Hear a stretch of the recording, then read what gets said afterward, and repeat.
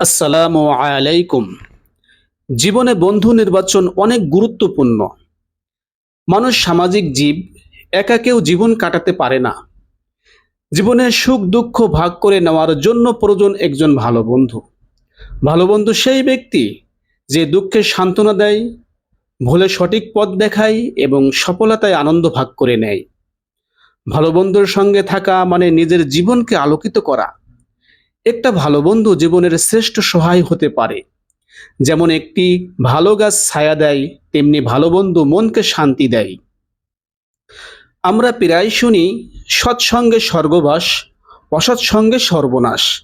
এর মানে হলো ভালো বন্ধু জীবনকে সুন্দর করে তোলে, আর খারাপ বন্ধু জীবন ধ্বংস করে দিতে পারে।